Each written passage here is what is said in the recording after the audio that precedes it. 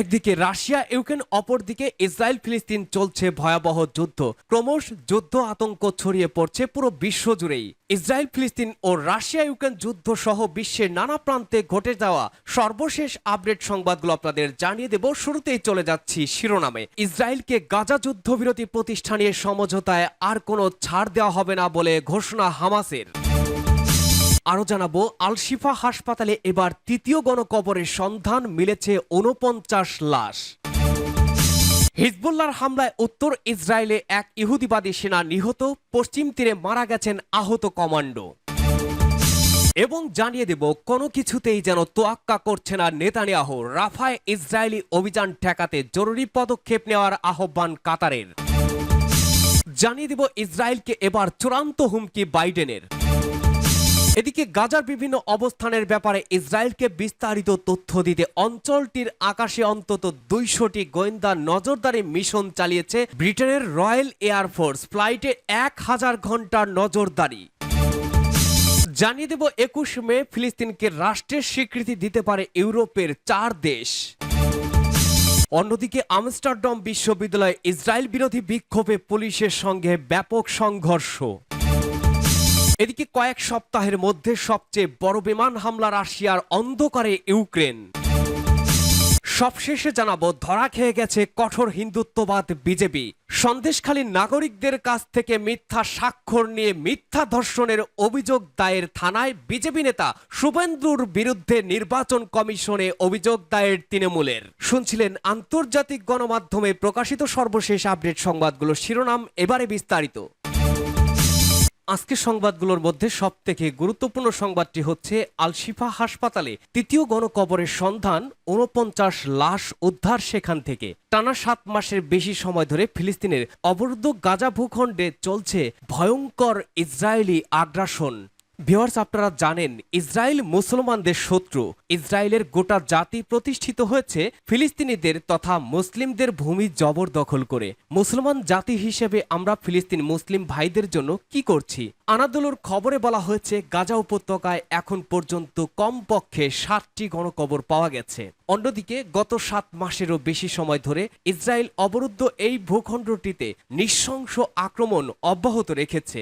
৭টি গণকবর থেকে এখন পর্যন্ত অন্তত ৫২০টি লাশ উদ্ধার করা হয়েছে। অবৈধ সন্ত্রাসী রাষ্ট্র ইসরায়েলের এই অপরাধ পুরো বিশ্বের চোখের সামনেই ঘটছে। অথচ যে সময় ইহুদিদের বর্বরতা থেকে পশ্চিমা রক্তপিপাসুদের নৃশংস হত্যাযজ্ঞ থেকে নিরস্ত্র নিরীহ ফিলিস্তিন মুসলিম ভাই ও মা বোনদের সাহায্যে শিশু হত্যাকারী আমেরিকা এবং তার অবৈধ সন্তানদের বিরুদ্ধে গোটা মুসলিম বিশ্বের ঐক্য প্রতিষ্ঠা করা জরুরি, অথচ সেই সময় মুসলিম দেশগুলো একে অন্যের পিছনে লেগে আছে। আসলেই আমরা মুসলিমরা আজ এক যাযাবর জাতিতে পরিণত হয়েছি। আফ্রিকার বসনিয়া, হার্জেগাভনিয়া, সোমালিয়া সহ নানান দেশের মুসলিমরা মার খাচ্ছে খ্রিস্টানদের হাতে। মধ্যপ্রাচ্য ফিলিস্তিনিরা, সিরিয়ায় মুসলিমরা মার খাচ্ছে ইহুদিদের হাতে। আর দক্ষিণ এশিয়ায় মুসলিমরা মার খাচ্ছে হিন্দু ও বৌদ্ধদের হাতে। সারা পৃথিবী জুড়ে মুসলিমরা যেন আজ বিজাতির ভোগের পণ্য হয়ে দাঁড়িয়েছে। তেমন কোনো মুসলিম দেশ প্রতিবাদ করে না, যদিও কখনো কখনো কোনো মুসলিম দেশ প্রতিবাদ করে, সাথে সাথেই নির্যাতনকারীদের পক্ষে গর্জিয়ে ওঠে বর্তমান বিশ্বের সাম্রাজ্যবাদী আমেরিকা। তখন চুপসে যায় আমাদের পরাশক্তি মুসলিম রাষ্ট্রগুলো। ভিউয়ার্স, আমার মনে হয় সৌদি আরব মুসলমানদের ধ্বংসের মূল কারণ পশ্চিমাদের সহায়তাকারী সৌদি আরব যদি আজ মুসলিমদের হয়ে কথা বলতো, তবে বিশ্বের বাকি মুসলিম দেশগুলো পশ্চিমাদের চোখে চোখ রেখে কথা বলতে পারত। মুসলমানদের বিরুদ্ধে অত্যাচারের পাল্টা জবাব দিতে পারত, মিসাইলের বদলে মিসাইল ছুড়ে তার জবাব দিতে পারত।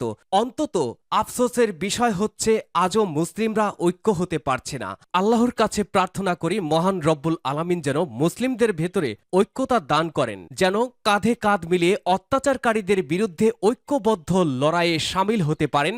জাগো মুসলিম, হও ঐক্য, গড় প্রতিবাদের জোয়ার, লড় ঐক্যের বাহুবলে। বলো আল্লাহু আকবার। সময় এসেছে এখনই ঐক্যবদ্ধ হওয়ার, ইহুদি সন্ত্রাসবাদের বিরুদ্ধে লড়বার। তারা হলে বিশ্ব মানচিত্র থেকেই ফিলিস্তিনকে একেবারে মুছে দেওয়ার চেষ্টা চলছে, ষড়যন্ত্র চলছে। তাই ফিলিস্তিন তথা আল আকসাকে বাঁচাতে হলে সারা দুনিয়ার মুসলিম একযোগে ঝাঁপিয়ে পড়তে হবে, মুছে দিতে হবে অবৈধ ইহুদিবাদীদের নাম নিশানা, পৃথিবীর মানচিত্র থেকে মুছে দিতে হবে ইসরায়েল নামক শব্দটি। এ বিষয়ে আপনার মূল্যবান মতামত লিখে জানান, জানিয়ে দিন কোন স্থান থেকে এই সংবাদ শুনছেন অথবা দেখছেন।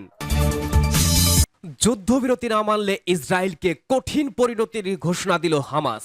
ইসরায়েলে গাজা যুদ্ধবিরতি প্রতিষ্ঠা নিয়ে সমঝোতা আর কোনো ছাড় দেওয়া হবে না বলে ঘোষণা দিয়েছে ফিলিস্তিনের স্বাধীনতাকামী সংগঠন হামাস।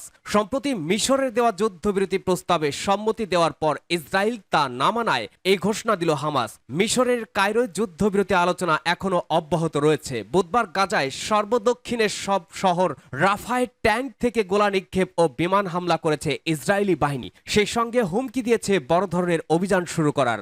আগের দিন মঙ্গলবার মিশরের সঙ্গে রাফা সীমান্ত ক্রসিং থেকে শহরটিতে প্রবেশ করে ইসরায়েলি বাহিনী। এতে গাজার বাইরে থেকে ত্রাণ সরবরাহের গুরুত্বপূর্ণ পথটি বন্ধ হয়ে যায়। ইসরায়েলি হামলায় আহত ফিলিস্তিনিদের বাইরে পাঠানোর একমাত্র পথ এটি। কাতারে হামাসের রাজনৈতিক কার্যালয়ের সদস্য ইজ্জাদ এল রেশিক বুধবার এক বিবৃতিতে বলেন, তারা গত সোমবার গ্রহণ করা যুদ্ধবিরতি প্রস্তাবের বাইরে যাবেন না। প্রস্তাবে অন্যান্য বিষয়ের মধ্যে গাজায় জিম্মি ইসরায়েলিদের মধ্যে কয়েকজনকে মুক্তি ও ইসরায়েলের কারাগারে বন্দী ফিলিস্তিন নারী ও শিশুদের ছেড়ে দেওয়ার কথা বলা হয়েছে।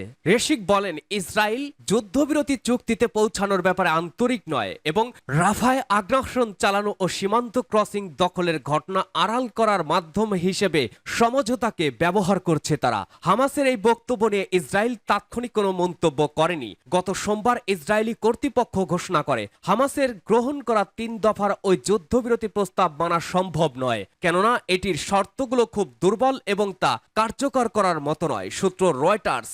হিজবুল্লাহর হামলায় উত্তর ইসরায়েলে এক ইহুদিবাদী সেনা নিহত, পশ্চিম তীরে মারা গেছেন আহত কমান্ডো। ইহুদিবাদী ইসরায়েলের উত্তরাঞ্চলে লেবাননের ইসলামী প্রতিরোধ আন্দোলন হিজবুল্লাহ যোদ্ধাদের হামলায় এক দখলদার সেনা নিহত হয়েছে। ইসরায়েলি গণমাধ্যম জানিয়েছে, হিজবুল্লাহ যোদ্ধারা উত্তর ইসরায়েলে মালিকিয়া এলাকায় মর্টার ও ক্ষেপণাস্ত্র দিয়ে দখলদার সেনাদের একটি অবস্থানে হামলা চালালে ওই সেনা নিহত হয়। ইসরায়েলি বর্বর বাহিনী জানিয়েছে, নিহত সেনার নাম স্টাফ সার্জেন্ট হাইম সাবাস। 20 বছর বয়সী এই সার্জেন্ট ইসরায়েলি বাহিনীর বর্ডার ডিফেন্স কোরের কম্প্যাট ইন্টেলিজেন্স কালেকশন ইউনিটে কর্মরত ছিল। হিজবুল্লাহর এই হামলায় ইসরায়েলের আরেক সেনা সামান্য আহত হয়। এদিকে অধিকৃত ফিলিস্তিনের পশ্চিম তীরে চলতি সপ্তাহের শুরুর দিকে সংঘর্ষে আহত হওয়া এক কমান্ডো পুলিশ অফিসার মারা গেছেন। 28 বছর বয়সী চিফ ইন্সপেক্টর ইটাফ লেভ হাবিলি ইসরায়েলের এলিট ইয়ামান কাউন্টার টেরোরিজম ইউনিটে কর্মরত ছিলেন। আল শিফা হাসপাতালে তৃতীয় গণকবরের সন্ধান, 49 লাশ উদ্ধার। টানা 7 মাসের বেশি সময় ধরে ফিলিস্তিনের অবরুদ্ধ গাজা ভূখণ্ডে চলছে ইসরায়েলি আগ্রাসন। ইসরায়েলি বর্বর এ হামলায় আরও একটি প্রমাণ মিলেছে। গাজার আল শিফা হাসপাতালে মিলেছে তৃতীয় গণকবরের সন্ধান। এই গণকবর থেকে এখন পর্যন্ত 49 জনের লাশ উদ্ধার করা হয়েছে। বৃহস্পতিবার 9 মে এক প্রতিবেদনে এই তথ্য জানিয়েছে বার্তা সংস্থা আনাদোলু। প্রতিবেদনটিতে বলা হয়েছে, ফিলিস্তিনের মেডিকেল দলগুলো গাজা শহরের আল শিফা হাসপাতালে তৃতীয় গণকবর আবিষ্কার করেছে বলে বুধবার গাজার সরকারি মিডিয়া অফিস জানিয়েছে। মিডিয়া অফিস এক বিবৃতিতে বলেছে, এখন পর্যন্ত প্রায় 49 জনের লাশ গণকবর থেকে উত্তোলন করা হয়েছে এবং আরও লাশের খোঁজে অনুসন্ধানের প্রচেষ্টা চালানো এখনো চলছে। আনাদোলুর খবরে বলা হয়েছে, গাজা উপত্যকায় এখন পর্যন্ত কমপক্ষে 60টি গণকবর পাওয়া গেছে। অন্যদিকে গত 7 মাসেরও বেশি সময় ধরে ইসরায়েল অবরুদ্ধ এই ভূখণ্ডটিতে নৃশংস আক্রমণ অব্যাহত রেখেছে। ইসরায়েলি এই আক্রমণের ফলে গত বছরের 7 অক্টোবর থেকে 34,800 জনেরও বেশি লোক নিহত এবং আরও 78,400 জনেরও বেশি আহত হয়েছেন। ওই প্রতিবেদন থেকে আরও জানা যায়, 60টি গণকবর থেকে এখন পর্যন্ত অন্তত 520টি লাশ উদ্ধার করা হয়েছে। এমন অবস্থায় ফিলিস্তিনের এই ভূখণ্ডটিতে ইসরায়েলের মারাত্মক আক্রমণ বন্ধ করতে আন্তর্জাতিক সম্প্রদায়কে হস্তক্ষেপ করার আহ্বান জানিয়েছে গাজা উপত্যকার শাসনকারী দল হামাস। গোষ্ঠীটি এক বিবৃতিতে বলেছে, নতুন গণকবরের আবিষ্কার আমাদের জনগণ এবং চিকিৎসা খাতের বিরুদ্ধে অপরাধী দখলদার সেনাবাহিনীর বর্বরতার নতুন প্রমাণ। হামাস আরও বলেছে, ইসরায়েলি দখলদারিত্ব তাদের নির্মূল ও বাস্তুচ্যুতির পরিকল্পনা অর্জনের জন্য গাজার মানুষের জীবনের ভিত্তি ধ্বংস করতে চায়। ফিলিস্তিন স্বাধীনতাকামী এই গোষ্ঠীটি সমস্ত মানবাধিকার গোষ্ঠীকে ইসরায়েলের এই অপরাধ নথিভুক্ত করার পাশাপাশি দেশটির দুর্বৃত্ত সত্তা ও অপরাধী নেতাদের জবাবদিহি করতে আন্তর্জাতিক অপরাধ আদালত এবং অন্যান্য উপযুক্ত আদালতে সেগুলো পাঠানোর আহ্বান জানায়। রাফায় ইসরায়েলি অভিযান ঠেকাতে জরুরি পদক্ষেপ নেওয়ার আহ্বান কাতারের। বুধবার গাজার দক্ষিণাঞ্চলীয় শহর রাফায় ক্রমবর্ধমান মানবিক সংকট সম্পর্কে উদ্বেগ প্রকাশ করেছে কাতার এবং আফ্রিকান ইউনিয়ন। ইসরায়েলি অভিযানের বিরুদ্ধে আন্তর্জাতিক চাপ বাড়ানোর জন্য নতুন করে আহ্বান জানিয়েছে তারা। কাতার হলো ইসরায়েল ও হামাসের মধ্যে যুদ্ধবিরতি চুক্তির মধ্যস্থতাকারীদের মধ্যে অন্যতম। বুধবার তারা সতর্ক করেছে রাফা থেকে গাজার বেসামরিক নাগরিকদের ওপরে যে কোনো রকম জোট খাটানো বা তাদের বাস্তুচ্যুত করা আন্তর্জাতিক আইনের গুরুতর লঙ্ঘন হবে। এক বিবৃতিতে কাতারের পররাষ্ট্র মন্ত্রণালয় রাফায় ইসরায়েলের হামলার নিন্দা জানিয়ে হামলা স্থগিতের জন্য জরুরি ভিত্তিতে আন্তর্জাতিক পদক্ষেপ নেওয়ার আহ্বান জানিয়েছেন তারা। আফ্রিকান ইউনিয়ন কমিশনের চেয়ারম্যান মুসা ফাকি মাহমাত ও একই মত প্রকাশ করেছেন। তিনি তার আহ্বানে একসাথে কাজ করার কথা বলেছেন। তাছাড়া গাজায় মানবিক ত্রাণ সরবরাহের প্রবেশ পথ হিসেবে এই অঞ্চলের গুরুত্বের কথা উল্লেখ করেছেন। মঙ্গলবার রাফা সীমান্তের গাজা অংশটি দখল করে নিয়েছে ইসরায়েল। তাছাড়া এর নিকটবর্তী কেরেম শালম ক্রসিংও বন্ধ করে দেয়। মানবিক গ্রুপগুলোর সমালোচনার মুখে পড়ে বুধবার কেরেম শালেম পুনরায় খুলে দেওয়ার কথা জানায় ইসরায়েল। এদিকে রাফা ক্রসিং বন্ধ করে দেওয়াতে জ্বালানি সরবরাহ এবং ত্রাণ কর্মীদের গাজা প্রবেশের দরজা বন্ধ হয়ে গেছে বলে জানিয়েছে জাতিসংঘ ত্রাণ প্রধান মার্টিন গ্রিফিথস। এর আগে মঙ্গলবার জাতিসংঘ মহাসচিব অ্যান্তনিও গুতেরেজ সাংবাদিকদের বলেছেন, গাজার উত্তরাঞ্চলে দুর্ভিক্ষ চলাকালীন রাফার ওপরে হামলা মানে কৌশলগত ভুল, রাজনৈতিক বিপর্যয় ও মানবিক দুঃস্বপ্ন। তিনি আরো বলেন, গত কয়েক সপ্তাহের তীব্র কূটনৈতিক তৎপরতাও যদি এই অঞ্চলে যুদ্ধবিরতি বা পণবন্দি মুক্তির বিষয়টি সমাধান না করতে পারে তবে তা সত্যিই দুঃখজনক। ইসরায়েলকে তথ্য দিতে গাজায় ব্রিটেনের 200 গোয়েন্দা ফ্লাইটের 1000 ঘন্টা নজরদারি। গাজার বিভিন্ন অবস্থানের ব্যাপারে ইসরায়েলকে বিস্তারিত তথ্য দিতে অঞ্চলটির আকাশে অন্তত 200টি গোয়েন্দা নজরদারি মিশন চালিয়েছে ব্রিটেনের রয়্যাল এয়ারফোর্স।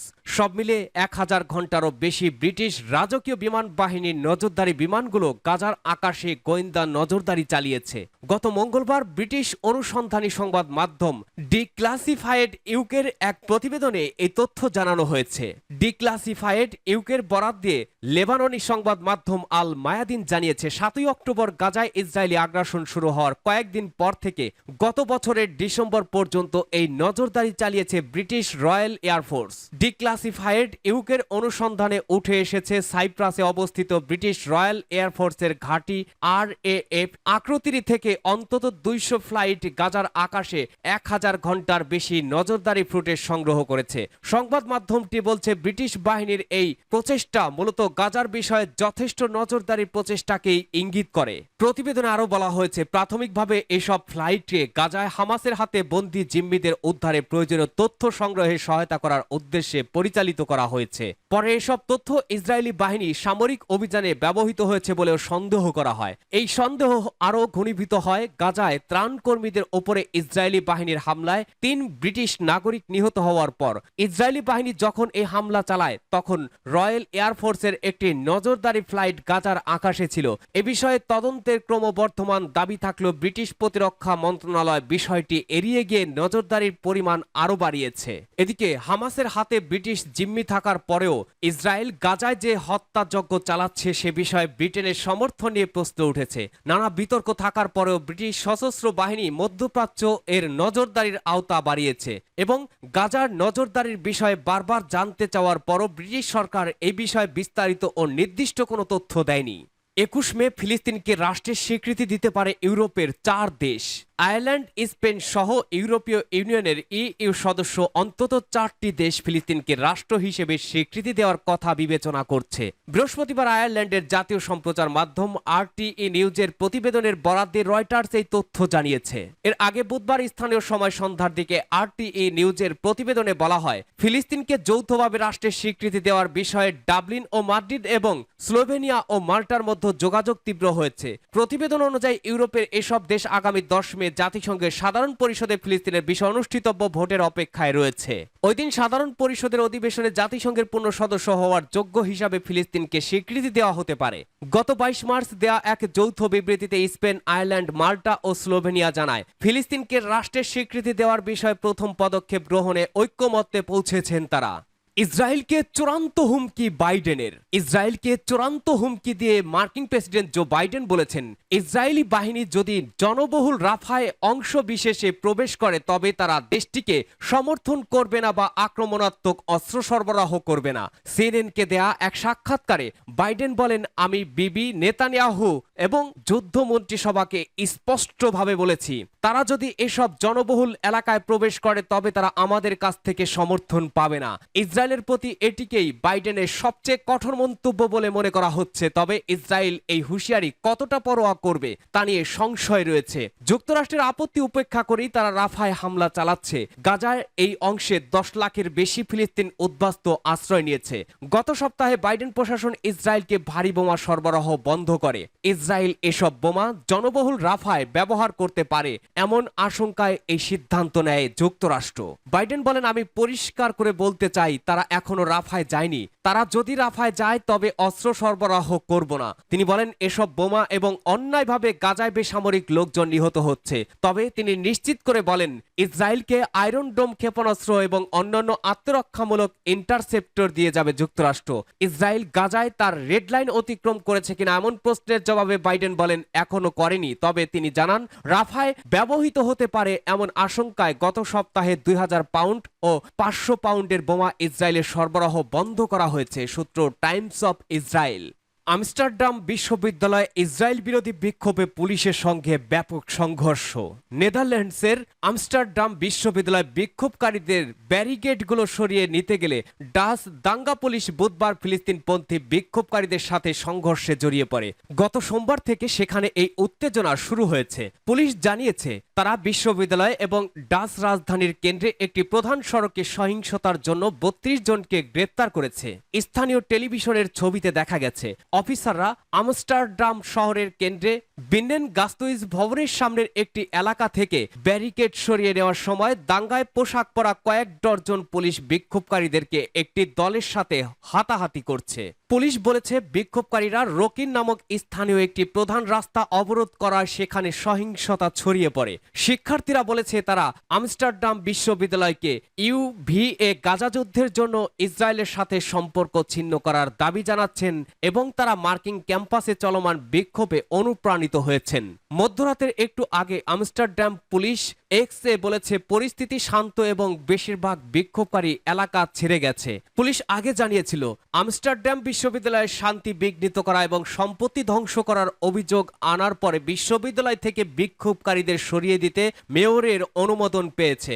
স্থানীয় AP5 চ্যানেলের ছবিতে দেখা গেছে পুলিশ বেশ কয়েকজন বিক্ষোভকারীদের গ্রেপ্তার করছে যাদের সংখ্যা কয়েকশো ছিল। ফুটেজের ওই চিত্রগুলোতে দেখা গেছে ব্যারিকেডগুলোকে একটি লোডার ট্রাক ঠেলে একটি খালে ফেলে দেওয়ার সময় পুলিশ ক্যাম্পাসে থাকা বিক্ষোভকারীদের একটি ছোট এবং সোচ্চার দলকে ঘিরে রেখেছে। বিক্ষোভকারীরা মুক্ত ফিলিস্তিন লেখা প্লাকার্ড নাড়ে এবং পুলিশকে শ্যাম অন ইউ বলে চিৎকার করে। সোমবার বিশ্ববিদ্যালয়ে এই বিক্ষোভ শুরু হয় এবং সেখান থেকে কমপক্ষে 169 জনকে গ্রেপ্তার করা হয়েছে। সূত্র রয়টার্স। কয়েক সপ্তাহের মধ্যে সবচেয়ে বড় বিমান হামলা রাশিয়ার অন্ধকারে ইউক্রেন। বুধবার রাশিয়ার ক্ষেপণাস্ত্র এবং ড্রোনগুলো প্রায় ইউক্রেনের 1 ডজন শক্তি অবকাঠামো স্থাপনায় আঘাত হানে, যার ফলে 3টি সোভিয়েত যুগের তাপবিদ্যুৎ কেন্দ্রের গুরুতর ক্ষতি হয় এবং একাধিক অঞ্চলে ব্ল্যাকআউট হয়। কর্মকর্তারা এটি জানিয়েছেন। এদিকে ইউক্রেনের বিমান বাহিনী দাবি করেছে যে তারা আক্রমণের জন্য ব্যবহৃত 55টির মধ্যে 39টি ক্ষেপণাস্ত্র এবং 11টি আক্রমণকারী ড্রোনকে গুলি করে ধ্বংস করেছে। তারা জানিয়েছে রাশিয়ার পূর্ণ স্কেল আক্রমণ শুরু করার 2 বছরের বেশি সময় পরে শক্তি ব্যবস্থার ওপরে আরও চাপ সৃষ্টি করে। আমাদের বিদ্যুৎ শিল্পের ওপরে আরেকটি ব্যাপক আক্রমণ, জ্বালানি মন্ত্রী জার্মান গালুশেস্কো টেলিগ্রাম অ্যাপে লিখেছেন। কিয়েভ অঞ্চলে 2 জন এবং কিরোভরাদ অঞ্চলে 1 জন আহত হয়েছেন বলে জানিয়েছেন স্বরাষ্ট্রমন্ত্রী ইয়র ক্লাইমেনকো। গালুসুসেচকো বলেন, পোলতাভা, কিরোভোরোবাদ, জাপোরিজিয়া, লাভিভ, ইভানো ফ্রান্সকিভস্কো এবং ভানিৎসিয়া অঞ্চলে বিদ্যুৎ উৎপাদন এবং ট্রান্সমিশন সুবিধাগুলিকে লক্ষ্যবস্তু করা হয়েছে। প্রায় ৩৫০ জন উদ্ধারকারী শক্তি সুবিধা, ৩০টি বাড়ি, পরিবহন যান, গাড়ি এবং একটি ফায়ার স্টেশনের ক্ষয়ক্ষতি কমাতে চেষ্টা করেছেন। স্বরাষ্ট্র মন্ত্রণালয়ের পক্ষ থেকে এটি জানানো হয়। এদিকে রাশিয়ার প্রতিরক্ষা মন্ত্রণালয় বলেছে যে তারা রাশিয়ার জ্বালানি সুবিধাগুলিতে কিয়েভের হামলার প্রতিশোধ হিসাবে ইউক্রেনের সামরিক শিল্পে কমপ্লেক্স এবং শক্তি কেন্দ্রগুলিতে আঘাত করেছে। হামলার ফলে ইউক্রেনের সামরিক পণ্য উৎপাদনের সক্ষমতা, সেই সাথে যুদ্ধক্ষেত্রে পশ্চিমা অস্ত্র ও সামরিক সরঞ্জাম স্থানান্তর উল্লেখযোগ্যভাবে হ্রাস পেয়েছে। সূত্র রয়টার্স। বিজেপি নেতা শুভেন্দুর বিরুদ্ধে নির্বাচন কমিশনে অভিযোগ দায়ের তৃণমূলের সন্দেশখালীতে ধর্ষণের অভিযোগ। ভারতের পশ্চিমবঙ্গ রাজ্যের উত্তর ২৪ পরগনা জেলার সন্দেশখালীতে ধর্ষণের অভিযোগকে সাজানো দাবি করে বিজেপি প্রার্থী ও বিরোধী দলীয় দলনেতা শুভেন্দু অধিকারীর বিরুদ্ধে নির্বাচন কমিশনে অভিযোগ দায়ের করেছে তৃণমূল কংগ্রেস। তৃণমূলের এই পদক্ষেপে চরম অস্বস্তিতে পড়ে গেল রাজ্য বিজেপি। সন্দেশখালীতে ধর্ষণের মিথ্যা অভিযোগ করায় শুভেন্দু সহ আরও কয়জন বিজেপি নেতার বিরুদ্ধে অভিযোগ দায়ের করা হয়েছে। অভিযোগে সন্দেশখালীর বিজেপি নেতাদের সেই ভিডিও জমা দেওয়া হয়েছে। ২০২৪ সালের ৪ মে পশ্চিমবঙ্গে একটি ভিডিও ভাইরাল হয়। ৩৩ মিনিটের ওই ভিডিওটি একটি গোপন ক্যামেরা দিয়ে তৈরি করা হয়েছে। এতে দুই বিজেপি নেতা নেত্রী গঙ্গাধর কোয়েল ও শান্তি দলুইকে দাবি করতে দেখা যায় সন্দেশখালীতে মহিলাদের করা গণধর্ষণের অভিযোগ সবই মিথ্যা। বিজেপি নেতা শুভেন্দু অধিকারীর নির্দেশে তৃণমূল নেতার বাড়িতেও অস্ত্র রাখা হয়েছিল বলে অভিযোগ করা হয়। ওই ভিডিওতে সন্দেশখালীর জবারানী সিংহ নামে এক ভুক্তভোগীকেও দেখা গেছে। তিনি বলেন, আমাকে ধর্ষণ করা হয়নি, আমাদের একটি চিঠিতে স্বাক্ষর করতে বাধ্য করা হয়েছিল। সবই ইংরেজিতে লেখা ছিল, তাই কিছুই বুঝতে পারিনি। আন্দোলনে যোগ দেওয়ার জন্য আমাদের ২০০০ টাকা দেওয়া হয়েছিল। মিতা মাইতি নামে এক মহিলা দাবি করেন ধর্ষণের অভিযোগ সম্পূর্ণই মিথ্যা। তিনি বলেন, রেখা শর্মা যেদিন এসেছিলেন সেদিন কার কার অভিযোগ আছে জানতে চাওয়া হলো। একটা সাদা কাগজ দিল, বলল সই করতে। সই করে বাড়ি চলে গিয়েছিলাম। ৪-৫ দিন পর থানা থেকে একটি নোটিশ যায়। তখন জানতে পারি যে আমরা ধর্ষণের কেস করেছি। সেটা সম্পূর্ণ মিথ্যা, ওরকম কিছুই ঘটেনি। সন্দেশখালীর স্টিং অপারেশনের ভিডিও প্রকাশ্য আসার পর থেকেই চাপে পড়ে যায় বিজেপি। ভিডিওটিতে বারবার শোনা গিয়েছে শুভেন্দুর নামও। বিজেপি টাকা দিয়ে সন্দেশখালীর ঘটনা সাজিয়েছে বলে অভিযোগ। গোটা পরিকল্পনার নাটের গুরু ছিলেন বিরোধী দল নেতা শুভেন্দু অধিকারী। এই কথা বলেন সন্দেশখালীর মণ্ডল সভাপতি গঙ্গাধর কয়াল। এরপরই সন্দেশখালীর মহিলারা রাস্তায় বেরিয়ে এসে বলতে শুরু করেন যে বিজেপি নেতারাই সাদা কাগজে সই করিয়ে জোর করে পুলিশের অভিযোগ জানাতে বলেছিল। ধর্ষণ না হলেও অভিযোগ জমা পড়েছিল ধর্ষণের।